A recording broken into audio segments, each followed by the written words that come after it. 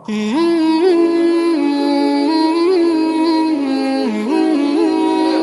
اللہ صلی اللہ علیہ وسلم دنیا میں جب تشریف لے کر آئے تو آپ نے اللہ کے حکم کے مطابق سب کو ان کے حقوق سے آگاہ فرمایا. ایک ایک چیز واضح کی اور خود عملی طور پر اللہ کے حبیب نے کر کے دکھایا اور فرمایا کہ کوئی کسی قبیلے سے تعلق رکھنے والا ہو، کسی رنگ اور نسل سے تعلق رکھنے والا ہو، کسی بھی علاقے سے تعلق رکھنے والا ہو، غریب ہے یا امیر ہے، رنگ کا کالا ہے یا سفید ہے، عرب ہے یا عجم ہے، سب کو ان کے حقوق اللہ کے حبیب نے بتلائے ہیں اور فرمایا کہ حقوق کے اعتبار سے سب برابر ہیں. ایسا نہیں ہے کہ جو امیر ہے، جو سفید ہے، جو اچھے قبیلے والا ہے اور خاندان والا ہے، اس کے حقوق تو ہوں گے، اور باقی جو غریب ہے، رنگ کا کالا ہے، نسل کا کمزور ہے، قبیلے کا کمزور ہے، اس کے کوئی حقوق نہیں. ایسی بات نہیں ہے، بلکہ سب کے حقوق برابر ہیں. اور یہی چیز اللہ کے حبیب نے حجۃ الوداع کے موقع پر بھی جو خطبہ ارشاد فرمایا، اس خطبے میں بھی آپ نے یہ بات ارشاد فرمائی. کیا فرمایا؟ کہ اللہ جل مجدہ نے تمہیں آدم اور حوا سے پیدا کیا. یا ایھا الناس انا خلقناکم من ذکر و انثی وجعلناکم شعوبا وقبائل. قرآن کریم نے بھی اس کا تذکرہ کیا اور رسول اللہ نے بھی اس چیز کا حجۃ الوداع کے موقع پر تذکرہ فرمایا کہ بھائی اللہ جل مجدہ نے تمہیں جو پیدا کیا ہے مذکر اور مؤنث سے، یعنی آدم اور حوا سے تمہیں پیدا کیا. وَجَعَلْنَاكُمْ شُعُوبًا وَقَبَائِلَ، قبیلے خاندان تمہارے لیے بنائے، لِتَعَارَفُوا، تاکہ تمہاری پہچان ہو جائے. یہ حقوق سب کے لیے، لیکن اکرام کے اعتبار سے، عزت کے اعتبار سے وہ کون ہوگا؟ حقوق تو سب کے ہونے چاہیے اور ہیں بھی، جو شریعت مطہرہ نے بتلائے ہیں، لیکن عزت اور اکرام کے حوالے سے وہ شخص ہے ان اکرمکم عند اللہ اتقاکم. اللہ کے نزدیک عزت والا، احترام والا وہ ہے جو کیا ہے؟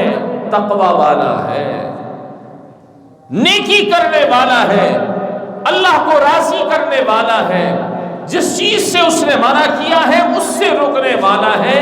یہ متقی انسان عزت والا ہے اللہ کی نظروں میں. باقی حقوق کے اعتبار سے سارے کے سارے برابر ہیں. عرب قبائل کے اندر اور خاص طور پر قریش کے اندر، قریش اپنے ساتھ غیر قریش کو برداشت نہیں کر سکتے تھے، اور اللہ کے حبیب کے آنے سے پہلے کیا تھا قریش میں کہ اگر قریش کسی کو مار دیتے تھے، قتل کر دیتے تھے، تو کوئی ان سے بدلہ نہیں لے سکتا تھا، اس لیے کہ مضبوط تھے، جاہ و جلال والے تھے، عزت والے سمجھے جاتے تھے. اب اگر انہوں نے کسی کو قتل کر دیا، جواباً ان کو بندہ قتل نہیں ہو سکتا تھا. اور اگر یہ ان کے اندر، قریش کے اندر یہ سلسلہ موجود تھا. اب اگر کوئی دوسرے قبیلے والے قریش کو قتل کر دیتا کسی وجہ سے، تو ایک کے بدلے میں قریش ان کے دو کو مارتے تھے، ایک سے کام نہیں چلتا تھا. وہ کہتے تھے ہمارے برابر کوئی اور نہیں ہے، ہم جس مقام پہ ہیں یا ہمیں جو عزت ہے، جو شرف حاصل ہے، وہ کسی اور کو حاصل نہیں ہے۔ اس لیے اگر ان کے قبیلے کا یعنی قریش کا قتل ہو جاتا، مقابلے میں وہ 2 قتل کرتے، ایک سے کام نہیں چلتا تھا۔ یہ ان کے ہاں یہ سلسلہ تھا۔ اللہ کے حبیب صلی اللہ علیہ وسلم جب دنیا میں تشریف لائے، آپ نے یہ سارا ختم کر دیا، رنگ و نسل کا، کالے اور سفید کا، امیر اور غریب کا، قریش اور غیر قریش کا، حقوق سب کے برابر ہیں، سب کے حقوق برابر ہیں۔ اور پھر اللہ کے حبیب نے اپنے عمل سے کر کے دکھایا۔ فتح مکہ کے موقع پر جب مکہ فتح ہوا، 10,000 کا لشکر پیغمبر کے ساتھ مکہ میں داخل ہو رہا ہے۔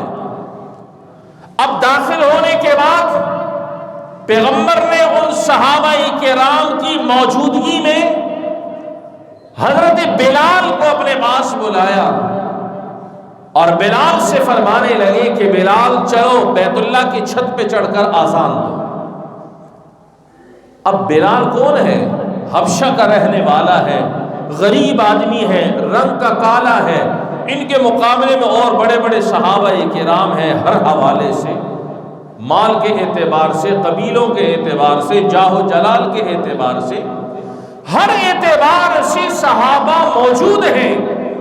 لیکن پیغمبر نے اس فتح مکہ کے موقع پر بلال سے فرمایا کہ چڑھو بیت اللہ کی چھت پہ اور کھڑے ہو کر آذان دو۔ یہ پیغمبر نے یہ سارا فرق ختم کر دیا۔ کبھی مسلمان کا بھائی ہے، لا فضل لعربی علی عجمی، کسی عربی کو کسی عجمی پر کوئی فضیلت حاصل نہیں ہے الا بالتقوی، سوائے تقوی کے۔ تو بلال کو آپ نے صحابہ کی موجودگی میں بیت اللہ پر چڑھا کر اذان دی کہ جاؤ اذان دو۔ یہ کیا ہے؟ یہ فرق سمجھا دیا کہ بھئی فرق نہیں ہے، تم سارے حقوق کے اعتبار سے برابر ہو۔ اور پھر جب حضرت فاروق اعظم کے دور میں حضرت بلال حبشی امیر المومنین سیدنا فاروق اعظم سے ملاقات کے لیے آتے تو حضرت فاروق اعظم حضرت بلال کا بڑا استقبال فرماتے تھے اور فرماتے تھے کہ انت اخونا و مولانا، انت اخونا و مولانا، کہ بلال تم ہمارے بھائی ہو، تم ہمارے سردار ہو۔ ورنہ بلال حبشے کا رہنے والا، رنگ کا سیاہ ہے، غریب آدمی ہے، لیکن کیا ہے، پیغمبر نے اپنے عمل کے ذریعے سے سمجھا دیا کہ بھائی سارے برابر ہیں حقوق کے اعتبار سے، فضیلت کا دار و مدار صرف تقویٰ ہے۔ چنانچہ حضرت عمر استقبال بھی فرماتے اور بلال سے کہتے ہیں کہ آپ ہمارے بھائی ہیں اور آپ ہمارے سردار ہیں، ہمارے بڑے ہیں۔ یہ ایک محبت کا انداز تھا۔ اس سے معلوم کیا ہوا کہ پیغمبر علیہ السلام نے اپنے عمل کے ذریعے سے بھی بتلا دیا کہ حقوق سب کے برابر ہے، حقوق میں کمی کوتاہی برداشت نہیں ہے۔ اور پھر اپنے ہی دور میں ہر ایک کو اس کا حق دیا۔ آج تو یورپ حقوق کا ڈنڈورا بڑا پیٹتا ہے، ہم حقوق دے رہے ہیں، ہم کسی کے درمیان فرق نہیں کرتے، مسلمان ہو یا کافر ہو، کالا ہو یا سفید ہو، مرد ہو عورتیں ہو، ہم سب کو حقوق دیتے ہیں۔ اس کے لیے اس نے آواز لگائی، لیکن کاش وہ اسلام کی تعلیمات کو پڑھ لیتا، رسول اللہ کی تعلیمات کو پڑھ لیتا کہ جن حقوق کی آواز تم آج لگا رہے ہو، یہ حقوق تو 1400 سال پہلے اللہ کے حبیب سب کو دے چکے ہیں اور ان جیسا کوئی دے بھی نہیں سکتا۔ اب میں آپ کو ذرا بتلائے دیتا ہوں اللہ کے حبیب نے کیسے ہر ایک کا حق دیا۔ اس کو بچوں کے اعتبار سے دیکھتے ہیں۔ حضرت عبداللہ ابن عباس رضی اللہ عنہ چھوٹے ہیں، پیغمبر کے دائیں طرف بیٹھے ہوئے ہیں، اور بائیں طرف حضرت ابو بکر ہیں، حضرت خالد بن ولید ہیں، اور بڑے صحابہ کرام موجود ہیں۔ آپ کے سامنے کوئی مشروب لایا گیا، کوئی شربت وغیرہ لایا گیا، آپ نے وہ پی لیا، کچھ اس میں سے بچا لیا۔ بچانے کے بعد آپ نے دائیں طرف حضرت عبداللہ ابن عباس سے پوچھا کہ تم پیو گے؟ حالانکہ آپ کے دل میں یہ تھا کہ بڑے صحابہ کرام بائیں طرف بیٹھے ہیں، یہ میرے سے وہ لے لے اور میں ان کو پلا دوں، یہ بچے ہیں ابھی۔ لیکن حق کے اعتبار سے اگر دیکھا جائے تو جو دائیں طرف بیٹھا ہے اس کا حق زیادہ ہے، اس کو پہلے دینا چاہیے، اس کے بعد پھر بائیں طرف والوں کو۔ تو آپ کا دل چاہ نہیں رہا تھا کہ میں عبداللہ ابن عباس کو دوں، ادھر بڑے صحابہ کرام موجود ہیں، میں ان کو دے دوں۔ تو حضرت عبداللہ ابن عباس سے آپ نے پوچھا کہ عبداللہ اگر تم کہو تو میں یہ شربت حضرت ابو بکر اور دیگر صحابہ کرام ہیں، میں ان کو دے دوں، وہ پی لیں۔ تو حضرت عبداللہ ابن عباس نے انکار کر دیا اور فرمایا کہ یا رسول اللہ، اس معاملے میں اپنے اوپر کسی اور کو ترجیح نہیں دوں گا، اس لیے کہ آپ کا جھوٹا مل جانا یہ تو میرے لیے بہت بڑی سعادت کی بات ہے، میں یہ نہیں دے سکتا کسی اور کو۔ اور آپ علیہ السلام کا دل تھا کہ یہ بڑے صحابہ کرام بیٹھے ہیں، یہ پی لیں۔ چنانچہ جب حضرت عبداللہ ابن عباس نے انکار کر دیا دینے سے، تو آپ نے باوجود ناگواری کے آپ نے وہ پیالہ اور گلاس لیا اور حضرت عبداللہ ابن عباس کو دائیں طرف دے دیا، اس لیے کہ حق کس کا بنتا تھا؟ ابن عباس کا حق بنتا تھا، وہ دائیں طرف بیٹھا ہوا ہے، اور آپ کو پتہ ہے سنت عمل یہی ہے کہ دائیں طرف سے شروع کیا جائے۔ چنانچہ آپ نے ناگواری کی حالت میں وہ پیالہ اٹھا کر حضرت عبداللہ ابن عباس کے حوالے کر دیا اور انہوں نے وہ پی لیا۔ ادھر آپ کی چاہت یہ تھی کہ میں بائیں طرف جو کبار صحابہ بیٹھے ہیں میں ان کو دے دوں، لیکن آپ کی یہ خواہش پوری نہ ہو سکی۔ لیکن اللہ کے حبیب نے کوئی زور زبردستی نہیں کی۔ عبداللہ ابن عباس کا جو حق بنتا تھا دائیں طرف بیٹھنے کے حوالے سے، آپ نے وہ گلاس اور پیالہ ابن عباس ہی کو دیا کہ تمہارا حق بنتا ہے تم یہ۔ معلوم کیا ہوا کہ اللہ کے حبیب نے اس وقت بچوں کے جو حقوق تھے وہ حقوق اپنے عمل کے ذریعے سے کیا کر دیے؟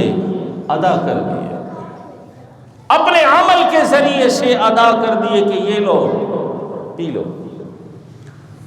آگے غلاموں کے حق کے بارے میں، غلاموں کے حقوق کے بارے میں اللہ کے حبیب نے متوجہ کیا، صحابہ کرام کو بھی متوجہ کیا کہ غلاموں کے حقوق ہیں وہ بھی ادا کرو۔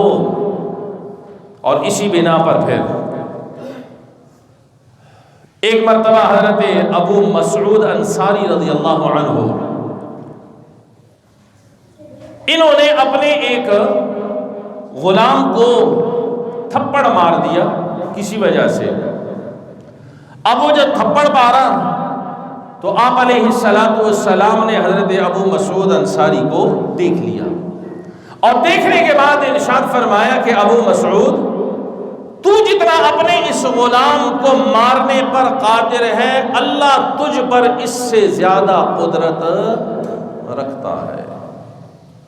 جتنا تو اس کو مارنے پر قادر ہے، قدرت رکھ رہا ہے، اس سے کئی گنا زیادہ اللہ تمہارے اوپر قدرت رکھتا ہے کہ وہ تمہیں بھی پکڑ سکتا ہے، مار سکتا ہے۔ حضرت ابو مسعود انصاری رضی اللہ عنہ نے جب سنا تو فرمایا یا رسول اللہ، کیا میں اس کو آزاد کر دوں؟ یہ میرے لیے کفارہ بن جائے گا جو میں نے اس کو تھپڑ لگایا ہے۔ تو آپ علیہ السلام نے فرمایا کہ ابو مسعود، اگر تو اس کو آزاد نہیں کرتا تو یاد رکھ لے تو جہنم کی آگ تجھے اپنے لپیٹ میں لے لے گی، لنفحتک النار، جہنم کی آگ تجھے اپنی لپیٹ میں لے لے گی اگر تو اس کو آزاد نہ کرتا۔ یہ کیا بتلا دیا یہ غلام کا حقوق بتلا دیا کہ غلاموں کے بھی حقوق ہیں، خادموں کے بھی حقوق ہیں۔ یہ نہیں کہ کوئی ڈرائیور بن گیا، کوئی خادم بن گیا، کوئی غلام بن گیا، دکان کا ملازم بن گیا، تم آگے سے فرعون بن کے بیٹھ جاؤ اور شروع ہو جاؤ اس کے اوپر کہ میں اس کو تنخواہ دیتا ہوں 8-10 ہزار۔ نہیں، اس کے بھی حقوق ہیں تمہارے اوپر، تم ان کے حقوق صحیح معنی میں ادا کرنے کی کوشش کرو۔ آگے چلیے، خواتین کے حوالے سے بھی بڑا ڈنڈورا پیٹا جاتا ہے کہ خواتین کو یورپ نے حقوق دیے، عورتوں کے لیے حقوق کی آوازیں لگاتا ہے۔ احمق قسم کی خواتین ان کے اس بدبودار نعرے میں آ جاتی ہے اور وہ اس چیز کو اپنا حق سمجھتی ہے کہ میں شوہر کو شوہر نہ سمجھوں، بھائی کو بھائی نہ سمجھوں، باپ کو باپ نہ سمجھوں، کپڑے اتار کر روڑوں چوکوں چوراہوں دفتروں میں نکل کے آ جاؤں، یہی میرا حق ہے۔ یہ بدبودار نعرہ جب بعض احمق عورتوں اور لڑکیوں کے دماغ میں پڑتا ہے تو پھر وہ کہتے واہ، یورپ ہمارے لیے کیا آواز اٹھاتا ہے اور ہمیں ہمارے حقوق دیتا ہے۔ ارے حقوق تو اسلام نے تمہیں دے دیے ہیں۔ جب تمہیں زندہ درگور کیا جا رہا تھا، پیغمبر نے اس وقت کہا تھا کہ تمہارا یہ عمل درست نہیں ہے۔ جس طریقے سے لڑکے کا حق ہے جینا، اسی طرح لڑکی کا بھی حق ہے اس دنیا میں جینا۔ تمہیں تو عزت اللہ نے اس وقت دے دی تھی۔ حضرت فاروق اعظم رضی اللہ عنہ نے فرمایا، بخاری کی روایت ہے کہ ہم عورتوں کو کچھ سمجھتے ہی نہیں تھے، عورتوں کو ہم کچھ سمجھتے ہی نہیں تھے، اور کوئی عورت ہماری گھر کی خاتون بیوی ہمیں کسی بات پہ روک ٹوک کرے تو ہم اس کے گلے پڑ جاتے تھے۔ تمہاری جرت کیسے ہوئی کہ تم ہمیں منع کرتی ہو یا ہمارے سامنے بولتی ہو؟ تمہاری جرت کیسے ہوئی؟ فرمایا ایک دفعہ میں نے اپنی گھر والی کو ڈانٹا، یہ بخاری میں واقعہ ہے، میں نے اپنی گھر والی کو ڈانٹا، بڑی سختی میں نے کی اور کہا تمہیں کس نے اختیار دیا ہے میری باتوں میں ٹانگ اڑاؤ؟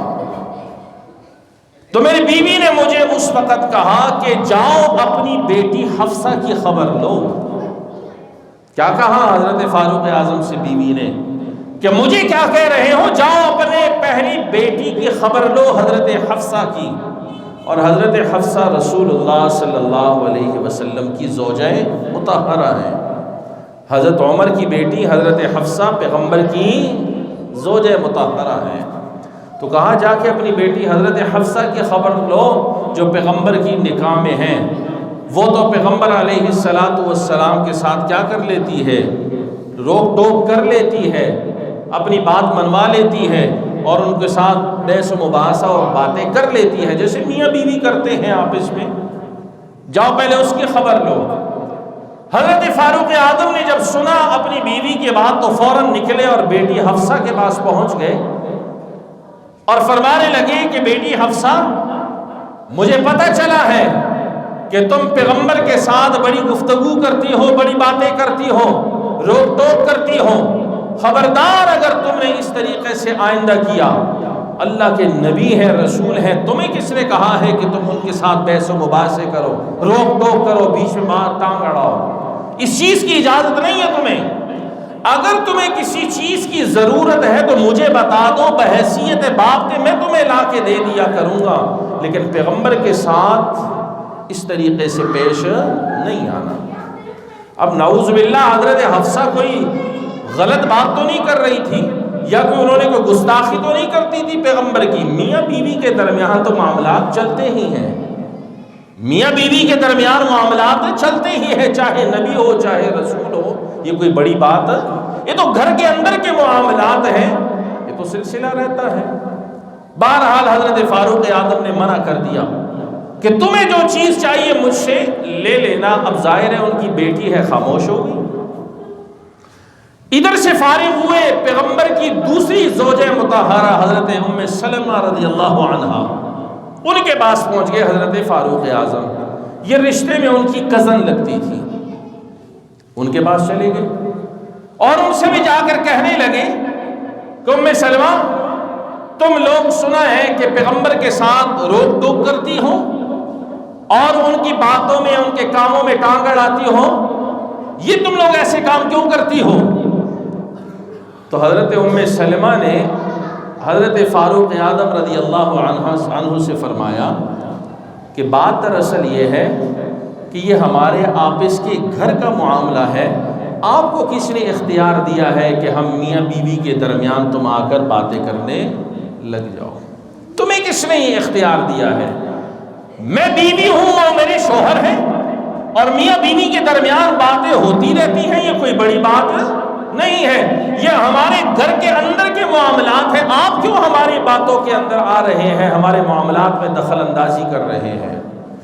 حضرت فاروق اعظم بالکل خاموش ہو گئے، بات تو ٹھیک تھی ان کی، خاموش ہو گئے، اور خاموش ہونے کے بعد اب فوراً آقا دو جہاں امام الانبیاء صلی اللہ علیہ وسلم کی خدمت میں حاضر ہوئے اور عرض کرنے لگے، یا رسول اللہ، میں سلمہ کے پاس گیا تھا اور میں نے ان سے یہ بات صرف کی ہے، تو سلمہ نے مجھے آگے سے یہ بات کر دی کہ آپ کون ہوتے ہیں ہمارے میاں بیوی کے درمیان معاملات کے اندر آنے والے؟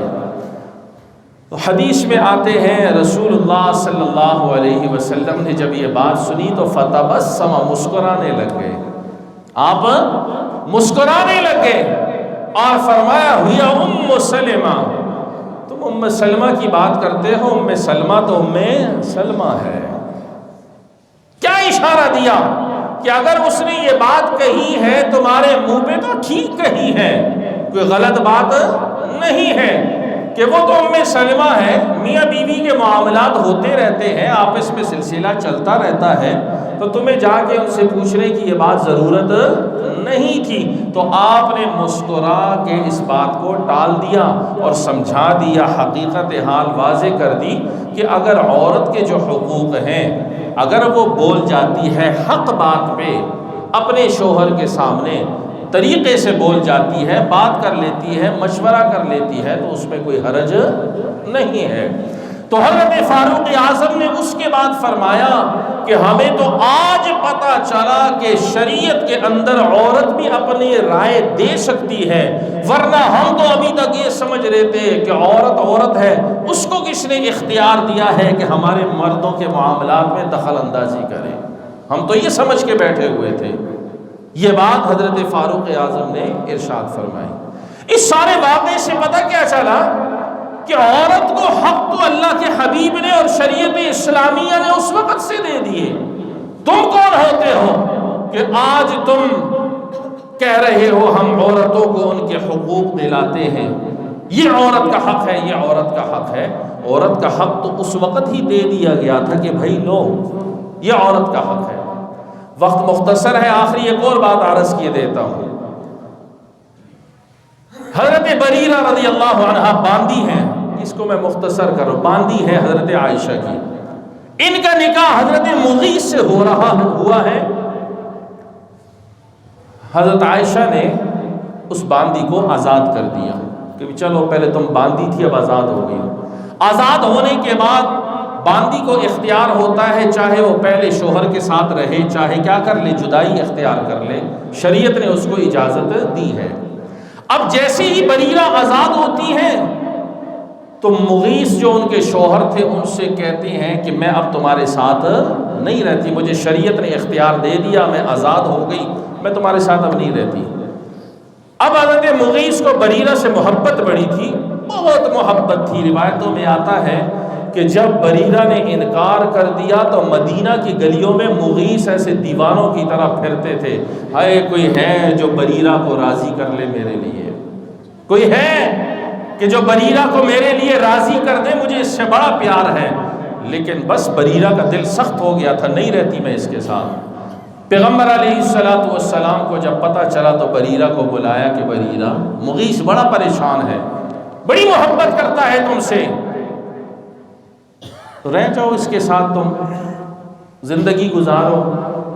تو بریرہ بڑی سمجھدار خاتون تھی، تو آپ علیہ السلام سے کہنے لگی، یا رسول اللہ، یہ آپ کا مشورہ ہے یا آپ کا حکم ہے؟ آپ کا مشورہ ہے یا حکم ہے؟ آپ نے فرمایا بریرہ میرا مشورہ ہے، میرا حکم نہیں ہے۔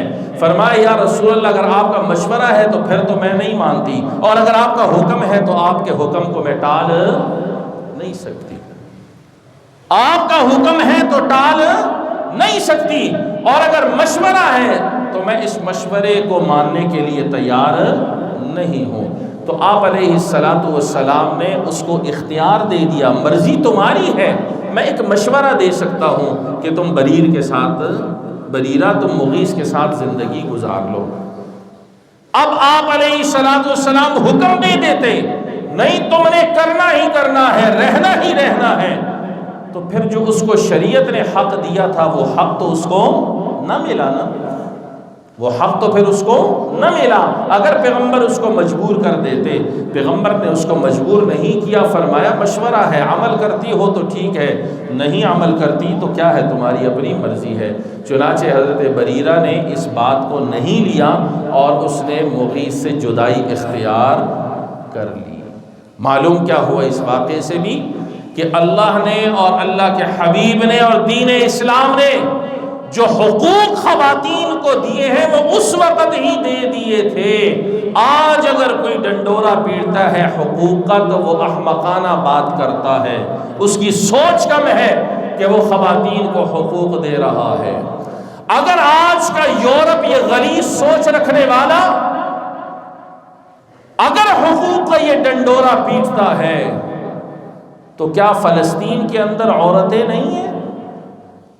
وہ کسی کی بیٹیاں نہیں ہیں، وہ کسی کی مائیں نہیں ہیں، وہ کسی کی بہنیں نہیں ہیں؟ وہاں تمہیں کیوں حقوق نظر نہیں آتے؟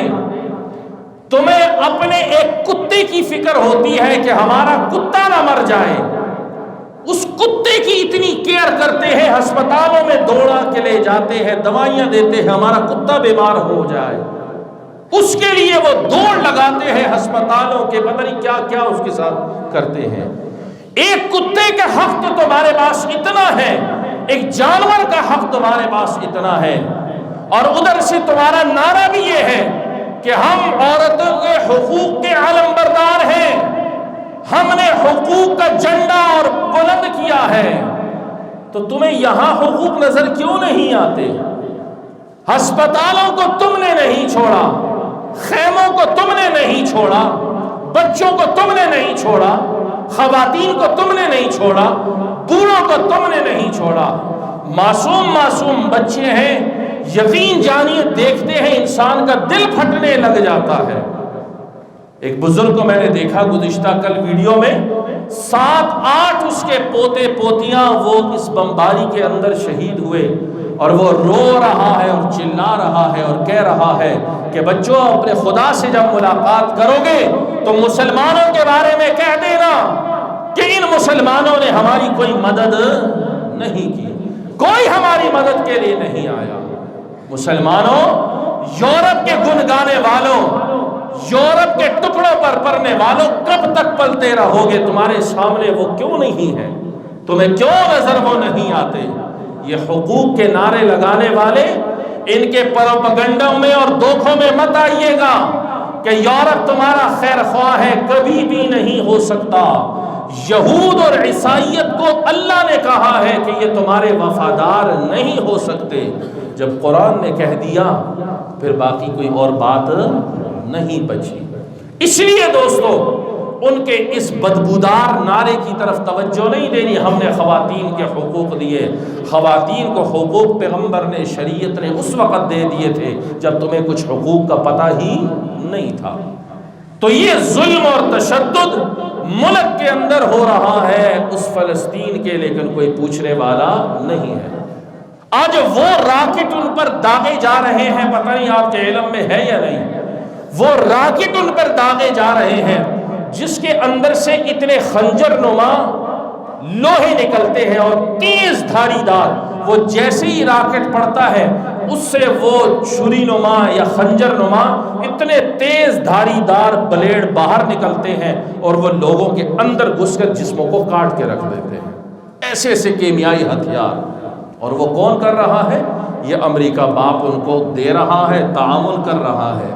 ادھر سے مسلمانوں کا OIC کا اجلاس، بیٹھے ہوئے ہیں سارے، کرتوں والے بھی، ٹوپیوں والے بھی، بزرگ بھی، گناہگار بھی، سارے بیٹھے ہوئے ہیں، اٹھ کے روانہ ہو گئے، کوئی نتیجہ برآمد نہیں ہوا۔ یہ حال ہے مسلمانوں کا۔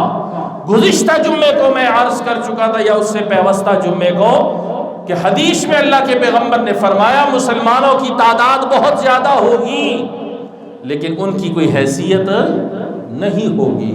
یا رسول اللہ کیوں ان کی حیثیت نہیں ہوگی جب تعداد میں اتنے زیادہ ہوں گے؟ فرمایا اس کی وجہ یہ ہے حب الدنیا و کراہیت الموت، دنیا کی محبت دلوں میں ہوگی، موت سے ڈریں گے، جہاد فی سبیل اللہ نہیں کریں گے، اللہ کافروں کے آگے ان کو مغلوب کر دے گا۔ وہی حالات ہے۔ کوئی چھوڑنے کے لیے تیار ہے اسرائیلی مصنوعات؟ کتنے لوگ ہیں معاشرے میں کہ دنیا کی محبت اور نفع کے لیے ان غریبوں کو سامنے نہیں رکھتا، مجھے دکان کا نقصان نہ ہو جائے، ان کی پروڈکٹس لے کے رکھی ہوئی ہیں۔ اتنا تو کر سکتے ہو کہ اپنی دکانوں سے ان کے یہ مصنوعات اور پروڈکٹس تو نکال سکتے ہو کہ ہم اپنے ملک کی مصنوعات استعمال کریں گے، ان کی استعمال نہیں کریں گے۔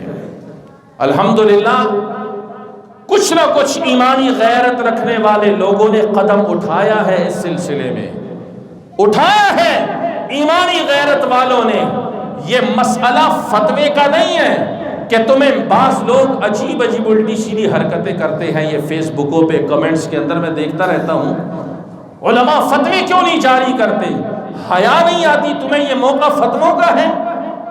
کچھ انسان کے اندر ایمانی غیرت بھی تو ہوتی ہے کہ ہر وقت مفتیوں کے فتووں کے انتظار میں رہتے ہو کہ فتویٰ آئے گا تو ہم کریں گے۔ کچھ ایمانی غیرت بھی ہوتی ہے، یہ اپنے اندر پیدا کیجئے دوستو۔ آج میکڈونلڈ بند ہو رہے ہیں، نقصان ان کو ہو رہا ہے، یہ کس نے ہمت کی؟ مسلمانوں نے ہمت کی، مسلمانوں نے ہمت کی۔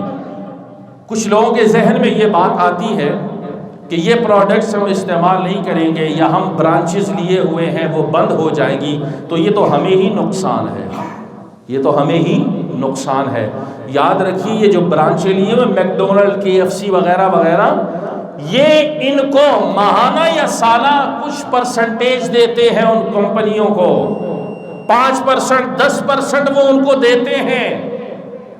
ارے تم نے جتنا کما لیا اس پہ شکر کر لو، یہ 5 اور 10% جو ان کو دے رہے ہو وہ کس پہ استعمال ہو رہا ہے؟ یہی فلسطین کے اندر تمہارے ہی بھائی بہنوں پہ استعمال ہو رہا ہے،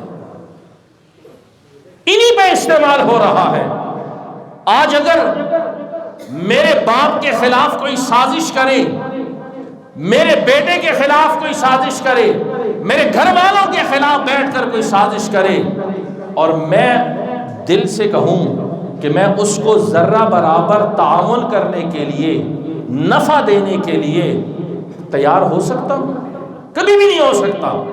کہ میرے بیٹے کے خلاف سازش کر رہا ہے، میرے باپ اور میرے ماں کے خلاف یہ سازش کر رہا ہے، میں اس کے ساتھ کیسے تعاون کروں؟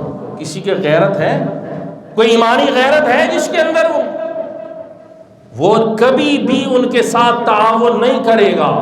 وہ یہی کہے گا میرے باپ کا دشمن ہے، میری ماں کا دشمن ہے، میرے گھر والوں کا دشمن ہے، میں کبھی بھی اس کے ساتھ تعاون نہیں کر سکتا۔ آج وہ ہمارے بھائی ہیں، وہ ہماری بہنیں ہیں، وہ ہماری مائیں ہیں، ہمارے بزرگ ہیں، آج وہ نفع یہاں سے ادھر جا رہا ہے، ایمان کہاں چلا گیا ہے؟ کیوں نہیں روک دیتے کہ نہیں ہم اپنا نفع ان کو نہیں دیں گے؟ ہمارے مسلمان بھائیوں کے خلاف لگ رہا ہے، اس سے اپنے آپ کو بچائیں گے۔ تو دوستو اس کے لیے کوشش کیجئے۔